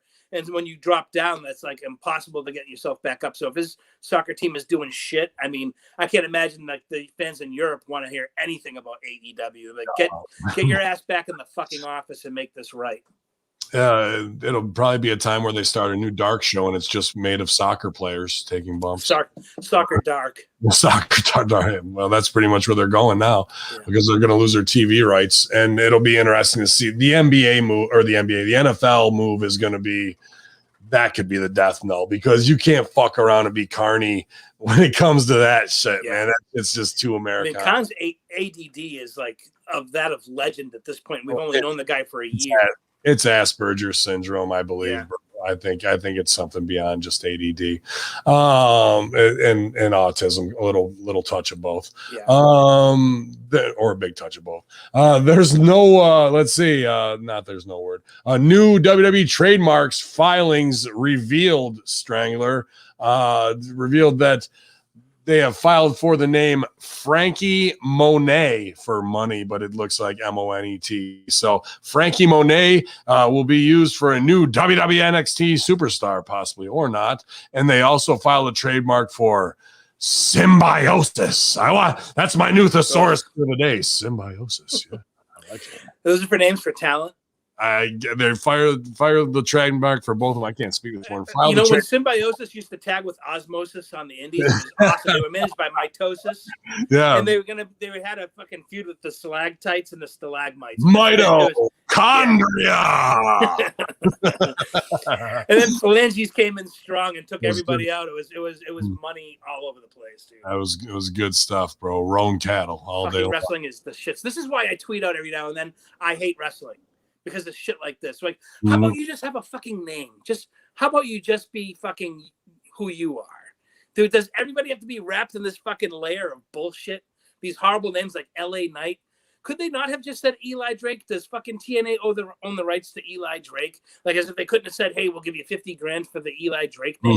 They'd be jumping at that because that's fucking what's the dude who runs the office? The dude from Canada who runs the office, your boy there that you, Eugene, where I work. His name. Who's the guy who runs the Impact office? Not the guy. Johnny Bravo and D'Amore. D'Amore. That's D'Amore's entire year's salary. You don't think they'd sell the Eli Drake name that they have no value to them whatsoever? Sell it for $50,000 that pays for D'Amore the entire year. Why not, man? And because it's better than LA Knight. That's not fucking marketable. Yeah, you're going back to square one, and you're insulting your audience intelligence. Where this guy might not be the most over guy, but there's money written on him, and they know Eli Drake, dummy. Yeah, it writes itself. And as much as I hated that, there are people there that respond to it. Yeah. You know what I mean? I think it was garbage, but there were fans that responded to it. And Eli Drake is a name that people who watch NXT are already familiar with. Sure. But now Frankie Monet and Symbiosis. So we'll see where it goes. Symbiosis is going to be the babyface name for Retribution when they kick out Mustafa. Mustafa Ali. Looks like Impact Wrestling's viewership went up this week going into Sacrifice. They were up to 144,000 viewers. That was up from about 130,000 last week, down from over 150,000 the week before. So we're talking about about a 4 to 3% swing of what's going on with them. But tonight is a big night. If you're watching live, 8 p.m. Eastern, 7 p.m. Central at Stevie Ray TV, at SRTV, on Twitch and YouTube. It'll be ODB face-to-face with Deonna Purrazzo in the next verbal battle as they go into Sacrifice this weekend. So happy to have HMG collaborating with Stevie Ray TV. Matt MSG is doing a great job there. And, these are the opportunities that we're plugged in right now, being able to work alongside Stevie Ray. So that should be cool for them. I don't know, man. The bigger discussion, I'm sure you heard it to me, in the war move wise, what I'm interested in hearing from you is, so AEW is going to pat themselves on the back that they pushed NXT off and they think they got a ratings victory because everyone's numbers will go up. Meanwhile, it's a better war move, Sun Tzu Art of War, for them to move, because now NXT will also probably go up from 500,000 to 750,000, I imagine, but they will also probably siphon off 50,000 from Impact going head to head with them, who is aligned obviously with AEW. I don't think Impact can, how much money is Anthem lost already since they bought it to start with for $1.8 million from Billy, and fucking now there's no shows, no touring, nobody's buying pay-per-views. Right. You got a roster of guys who some might be signed, others are on probably, we got 5 shows, we'll bring you in for this and yada, yada, yada. But the only move for Impact is to move to Thursdays. So they're going to push them off, and that is a FU to AEW, or this will finally be the death knell for Impact, and it's finally done. The zombie will be killed. I think that Khan will own the rights to Impact within a year. That's why he's doing the business. I think now with them is this is a slow buy, soft feel to see, what am I getting? What, who's here? Who do I want? Who can I make money with?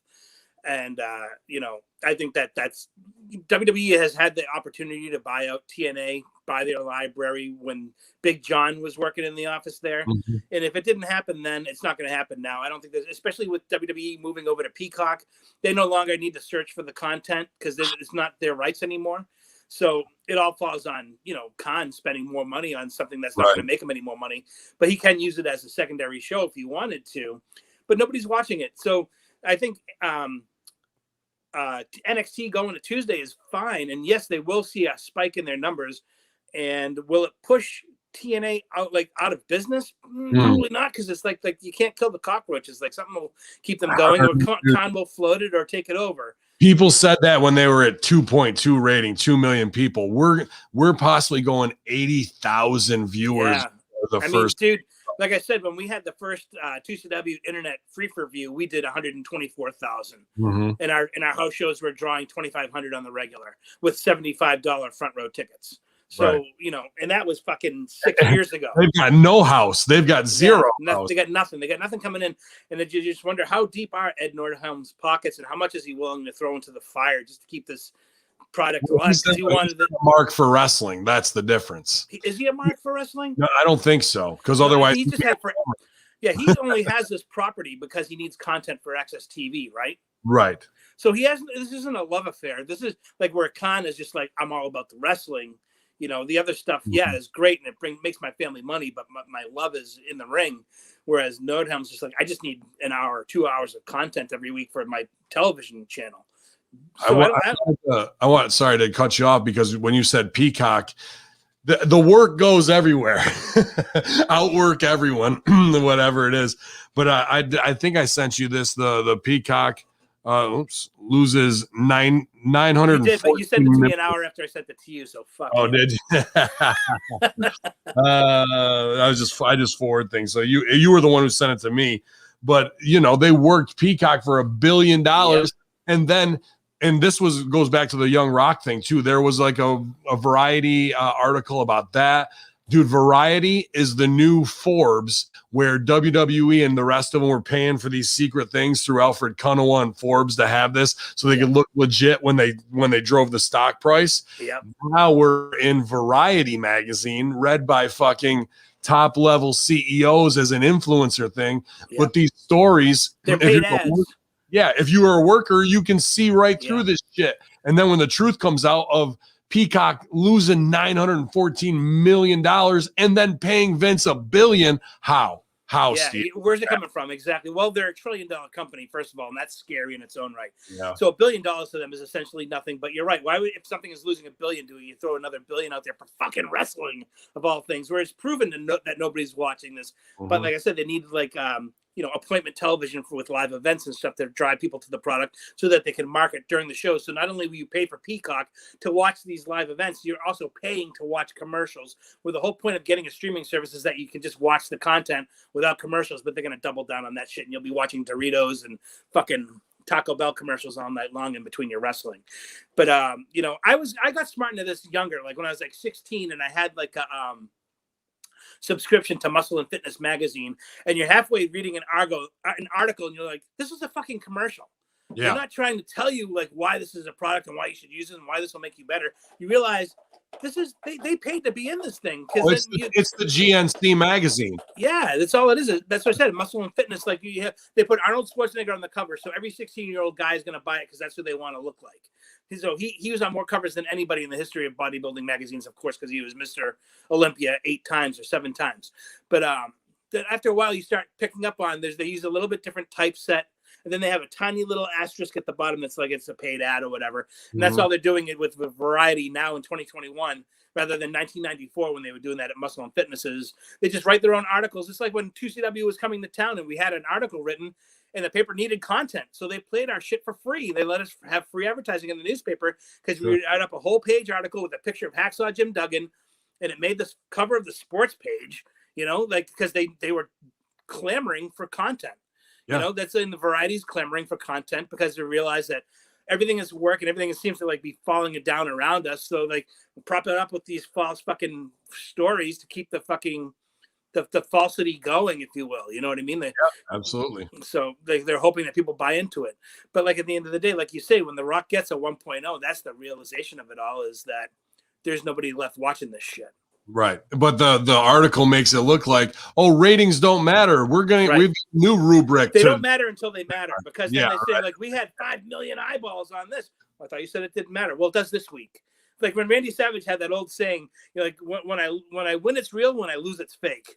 So you're always putting yourself in a winner's position. But by doing that, and you never show like a little egg on your face, and you have yourself in this perfect position, you're showing everybody like your true hand of, I'll lie no matter what to get my point across to make myself look better. And that's all they're doing with those articles. Like Stephanie McMahon buying herself $40,000 worth of awards and magazine covers for Young Entrepreneur magazine, like the 40 under 40 type stuff, when they had Shane on that list of 40 top executives to keep an eye on who are under 40 back in the 90s. Like, right. It's all just a big jerk off session. Speaking of Stephanie McMahon, on which NXT superstar has a big future? Stephanie McMahon recently spoke about a range of topics, including which star she believes has a big future. Chief Brand Officer recently spoke with Ayesha Tabassum of the Indian Express Indulge, my favorite paper, to promote International Women's Day. And she spoke about how the company is pushing women's wrestling, representing all women in different ways. But then she said, one woman who has a big future says, of course, during pre-COVID days, we're doing trials all around the world. We are always looking for the best, both men and women right now. now we have 14 different countries, and we're really proud about that. We have women from Australia, Canada, Chile, UK, India, Ireland, Japan, Mexico, Moldova, New Zealand, Scotland, Wales, and China. We have Jia Li from China, who has a Chinese dynasty type storyline. She has fascinating backstory too. Her parents didn't support her to come to the US to be a part of WWE. We see big things for her in her future. From India, we have Kavita Devi, but we are certainly looking for more talent from that country. We'll continue to grow the roster with particular focus on women. So here we are. Here we are with affirmative action hires to break into new markets. It's the UFC. Hey, Chinese guys in the fight, better bet on them. Dude, I mean, not bad business strategy, but again, just absolutely lip service that Jia Li has a big future ahead of her. Yeah, no, she doesn't. I've seen her stuff in NXT, and she's passable, but that you're only going to get like so much out of her. And she's like 5 feet tall, first of all. So how do you make her a credible opponent? She's not like a Charlotte Flair where she owns the room when she walks in. Right. And the gimmick that they have right now. She's doing the Hamin bit. She's doing the fucking full China. This is what America thinks of the China dynasty. Yeah, it's like a story from like the 1600s or something. Colin and the Vet have broken their story down perfectly on the Next Level review. And like the Vet has said, and I'm going to steal exactly what he said because it was perfect, is that how do you translate this old-timey warrior from China from 500 years ago into a fucking wrestling match with arm bars? It doesn't translate. It doesn't go forward. If this was a movie, that's one thing where there's like a beginning, middle, and an end. But how do you get the character who's sitting on this throne, commanding talent that eventually you have to get in the ring and have a fucking match bell to bell? It doesn't translate into that. If you do, she's going to eat up all the talent alive, or eventually she just becomes another regular talent. And she's doing jobs. Like, what happened to this big mysterious person from the fucking 1500s, and now she's a job guy on TV getting over your next talent because the gimmick went bust.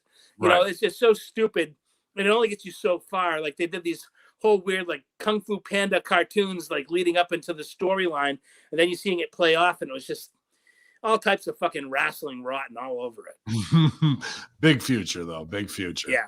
She's got money written all over her. Dude, it's like Stephanie has these little dolls, and one's from China, one's from fucking Brazil, and they're just playing with them. It's just ridiculous. Kofi Kingston revealed he and Xavier Woods were making plans for a tag team match with Edge and Christian. I don't think that's going to happen anymore, Steve. Who was it? Edge and Christian versus New Day. New Day, okay. So he puts it over that, trust me and Woods had a plan, then Edge Rated R had to go and win the Rumble, and Christian, so LOL. So New Day, marginalized. They looked cool. I mean, I wouldn't doubt they put Jia Li with them, and she comes out as one of the chicks from Mortal Kombat soon with the fucking blades and shit, because they came out dressed like Mortal Kombat, which is a hot movie, and they're on G4. Never really referenced on commentary. They're in the back doing shit with Riddle about his scooter, clowning and cooning off, hanging upside down with their mouths open, which looked strangely homoerotic as well. And like, dude, why will they not go to this billion-dollar esports industry, put over G4, which NBC owns 88% of it, Comcast owns the other 12%, and fucking do the crossover to get into these video game worlds to bring people back? Instead, we got a new almighty black champion. But then in the same breath, we've got, I am the Nigerian prince, so this is my new, and then we bring out black clowns to fucking do half gay sus type of fucking behavior. Yeah, don't get it. I don't know, dude. I actually did like the stuff between them and Riddle because they actually seem like bros, which is it seemed a little authentic. Like you can imagine them off camera still being the exact same way if wrestling were a shoot, like they were like kind of clowny. But I'll tell you this, I think that New Day should bring in a girl to freshen up the act, and it gives them another level, and they can play off of that and help make a new female talent. And it would be nice to see them. Like I said, they've been doing the same act now for 6 years. It'd be nice to do something new with it. Big E is off and running on SmackDown doing the Intercontinental Championship thing, and I think they're going to get ready to give him a better push, I think, down the line. But Lashley, I love Lashley in the spot that he's in. He's a dominant champion. They shouldn't have waited 16 fucking years to do it. But like, you got to take it when they give it to you. And him and MVP are an A+ combination. And that their presentation is fan-fucking-tastic and has tons of credibility. And they both help prop each other up.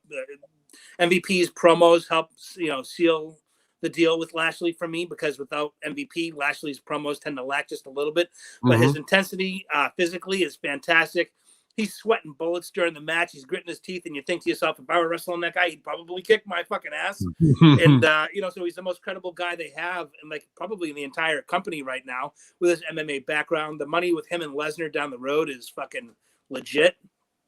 And I think Vince needs to do it because he has such a hard-on for doing firsts that you don't think that Bellator has, like a whisper into both of them, like, hey, we'd love to have you guys here. That's a lot of money on that. They could probably make $1 million a piece doing something like that.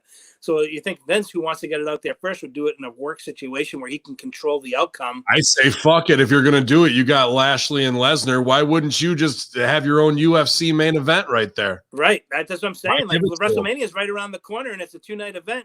Hey, like, if you want to end the last night on a big bang, like, let's do a fucking MMA style world championship match between Lesnar and Lashley. Like, that's a match where you go, I don't know who's going to win this. And that's where I want to be. I don't want to know. I want to be surprised. And I want to say, like, either one of these guys I can see win this match. That's the best case scenario. When they wasted a WrestleMania with Lesnar against Moxley, you knew they weren't putting fucking Moxley over in that horrible street fight where Lesnar didn't want to do jack shit. And that really hurt Moxley or Ambrose. That hurt his stock in the company for the remainder of his time in WWE. It really did. Because he's supposed to be James Dean cool. And then all of a sudden he's like, Lesnar's not playing along, and it immediately took all of his fucking swag away. But somebody like a Lashley, you can see, like, if he got pissed at even like a kayfabe scenario, he could take Lesnar down and he can fucking ground and pound on the dude, and you can see him having like legitimate heat with the guy. And plus they're both like alpha males to the nth degree. Like, that would be a great night 2 main event, even a night 1 main event. I'll take it wherever you can give it to me. I'd wait a whole year, man. I say do wrestling. They don't have the ability to keep either one of those guys hot throughout a whole year. They don't have that mentality. You only need 3 matches, because I'm kind of trying to put this together now. Phony wrestling match of some degree. The rematch has some stipulation inside of it, still wrestling, and Brock goes under and then says, fuck this pro wrestling bullshit. I can fuck you up, and I know I can fuck you up. And Bobby goes, okay, you want to? Fuck this belt. And then next year it's just a shoot to pay it off to see who's the baddest motherfucker of all time. And they actually have a cage in NXT. Like, they can get some money out of that. Just put them in the cage. Yep. Do a full UFC pay-per-view with your undercard of guys if you want to. Nice story here. I saw him announce that Hurricane Helms was on, and he with some Skype or whatever it is, StreamYard, with Molly Holly and I think bisexual Kayla it was, I'm not sure. But they announced that Molly Holly is going to be the first inductee into the Hall of Fame for 2021. Even Helms was tearing up while he was trying to do the intro. The Rock tweets, "This is awesome news. Always a class act, entertained the hell out of the crowd, worked their butt off every night, blazing the path for all future female athletes in WWE. She still looks great and can outwork everyone on the roster, I'm sure. Just cute as a button, the girl next door that everybody liked, bro. And she's a genuine person. Yeah. She stands up for herself. She has strong beliefs, and she's willing to stand by it. And she's always been a good person. So good on her. It's kind of ironic that Beth Phoenix got into the Hall of Fame before Molly Holly. Yeah. Molly Holly actually paid for Beth Phoenix's training, which is phenomenal. And it shows you the kind of person she is. My wife got to meet Molly Holly a couple of times at a couple of different shows, indie shows and stuff, and she said she was a great person, and I wish her all the success. She totally earned it, and she did lots of wrestle crap with the Molly Holly gimmick alongside Hurricane, but it was good, kind of steam releasing segments, a little bit of ha here and there, and like her love. My favorite angle, I loved like the love interest thing with her and Spike Dudley. I thought was that was great too. Yeah, it was good TV. I mean, I'm usually not into wrestle crap, but I love that kind of stuff. But she was also a great hand. And when she turned heel and she was willing, because she wasn't on the card for WrestleMania, she went to Vince and was like, "No, fuck that. I'm your champion. I'm defending this fucking belt." And she did it in a hair versus hair match, and that got Vince to go, "Yeah, absolutely. That sounds great."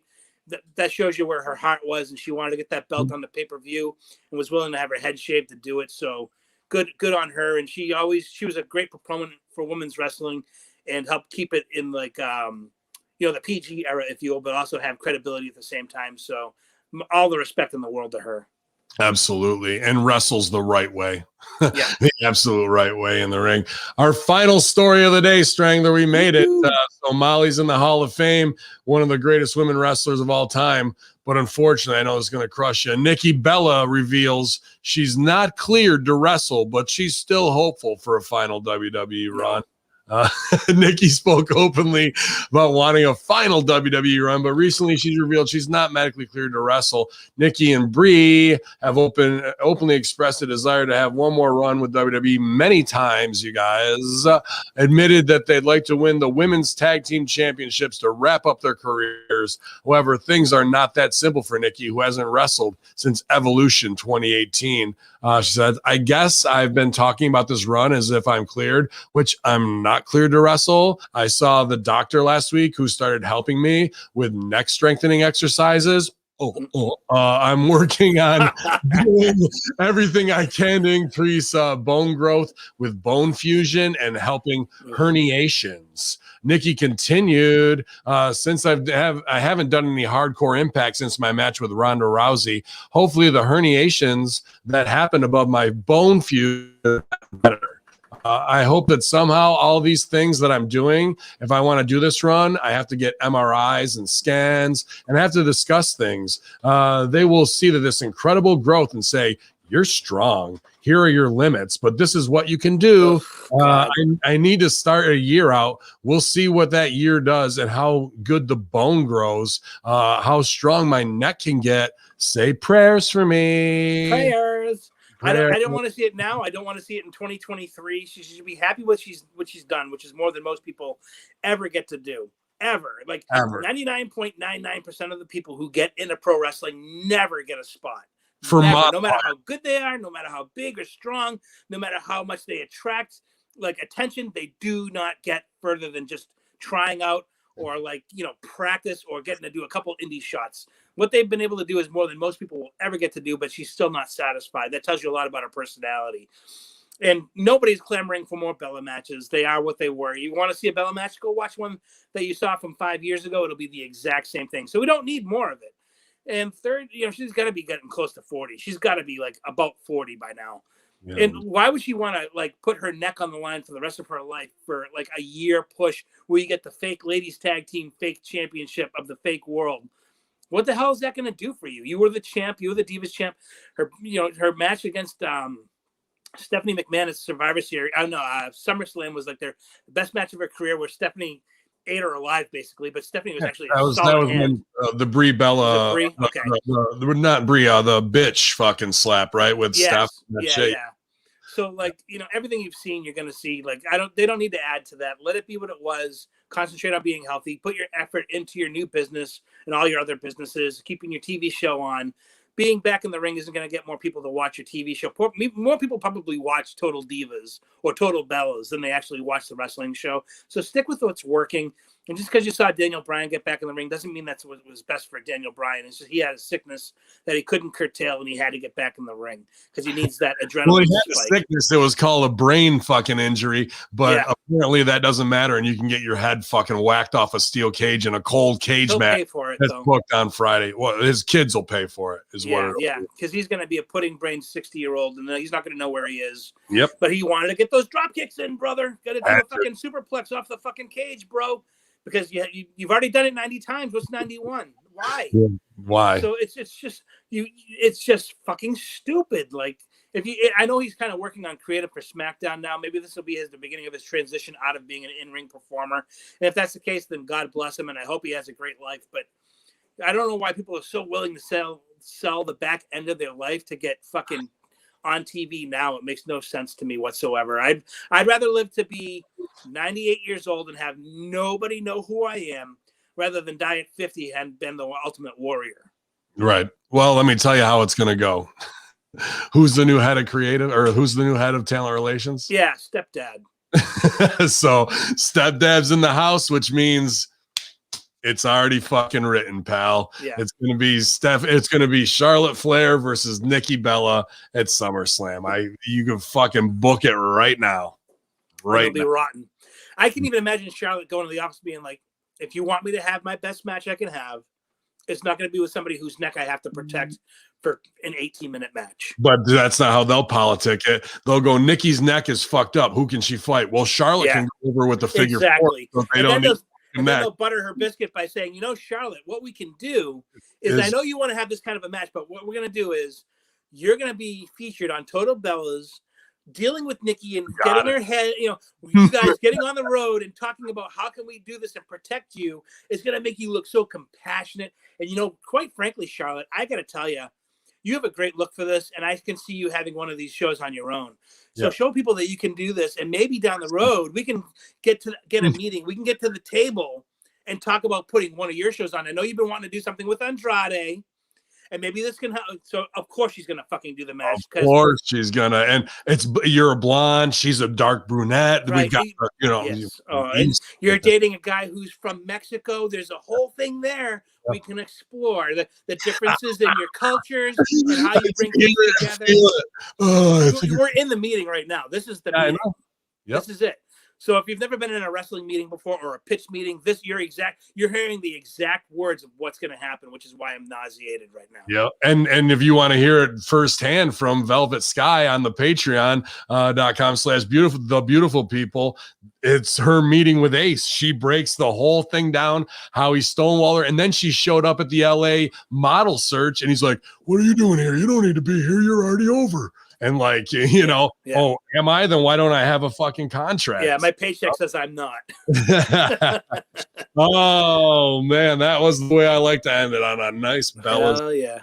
But, dude, we'll see. The pain's going to continue. There's the push off of NXT, them having botch after botch on AEW, and WWE still not being able to format their shows even close to storytelling when you've got your champ coming out and you're doing a fucking get over match with your champion in the first segment. Everybody's head is so far up their ass, bro. Yeah, and they have their commercials all booked in the wrong spots, or like at least their commercials might be in the right spots, but the stuff that they're leading into their commercials with are not hook setters. You know what I mean? Like half entrances and having your champion sit there and wait around for fucking 6 minutes. Bad look, B. All around. Yep, all the way around. Don't wait for the commercial. The commercials wait for the champion. And WWE's sound is being run by fucking Full Sail kids. That's why they keep having shit. I mean, everything is on a scab level. And they do it for free because they're getting an internship credit. So instead of trying to find people to do everything for nothing. But all it takes is one Variety article paid for under the table in order to fucking flex on some NBC people who don't know shit, and they'll cough up the fucking money. There's plenty of them because like that kid that you guys met with, who all he cared about was getting a picture with the Fiend and posting it on his IG, brother. That's all I care about. He's fucking 48, 49 years old. Mentality of a kid, anyway. Oh, shit. Mentality. Yeah, dude. Well, I appreciate you, man, being a tag team partner. I was looking forward to it. Not that I don't want to work with Big Stevie Cool, but always a great switch up to hang with you, Strangler. No doubt about it on the Friday locker room. I appreciate you doing the run-in, man. Yeah, it's my pleasure. And hello to Stevie. I hope he's having a nice vacation. God knows it's well-deserved, and I hope he's doing good. I got to tell you, I fucking marked out for Stevie because he had been posting a couple clips from matches, and he had clips from him versus Hardcore Holly. And I got to say that, like, you compare like Stevie's work to what's on TV today, when all Stevie was doing was blocking punches from Hardcore Holly and hitting him back and blocking.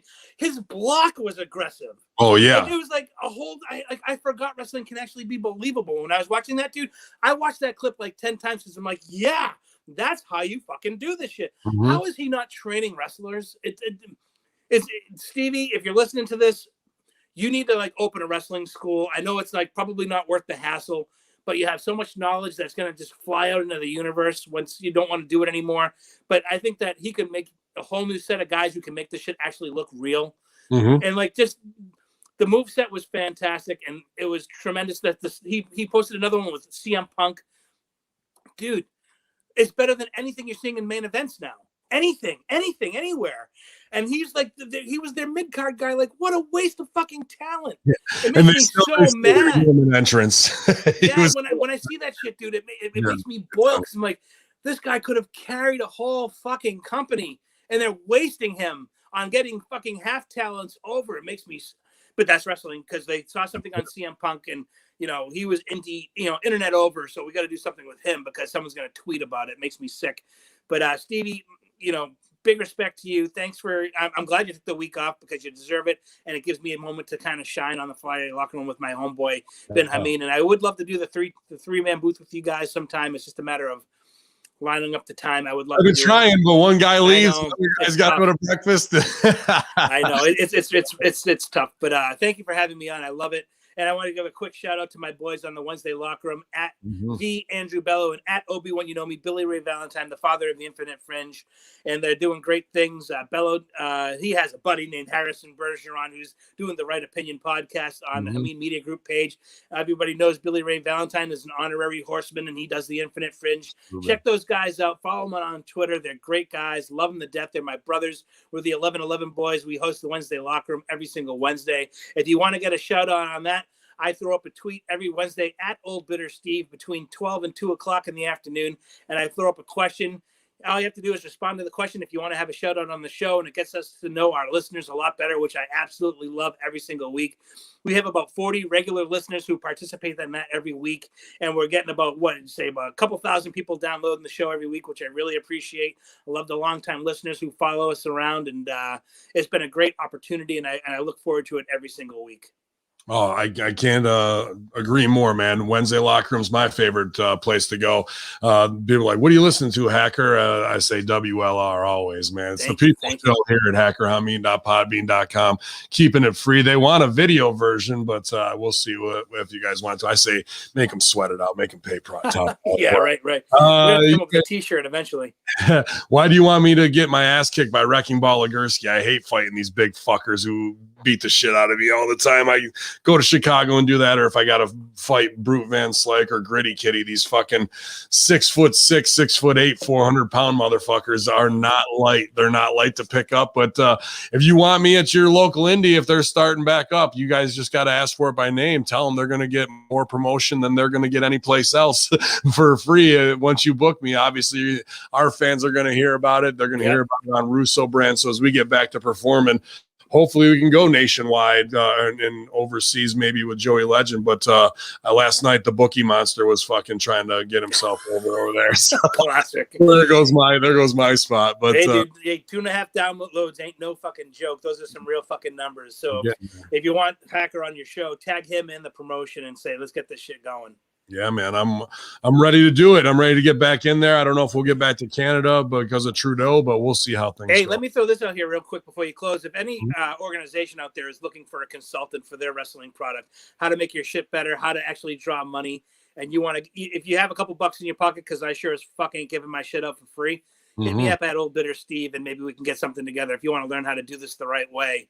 I've been doing this shit fucking almost 30 years. It's only going to make you better. It's only going to help you turn a profit and how to save money and do things the smart way, right way, and get max value for your company. If you're a real promoter out there looking to grow, the knowledge is here. And you can get it at patreon.com/Hamin Media Group. We were talking about that, about starting a specific promoter tier of you want tricks and tips and all this type of stuff. Yeah, I would do it on the kayfabe with a business on the side that's paying me as a consultant. I wouldn't put it out there, as a free thing for people to just latch onto.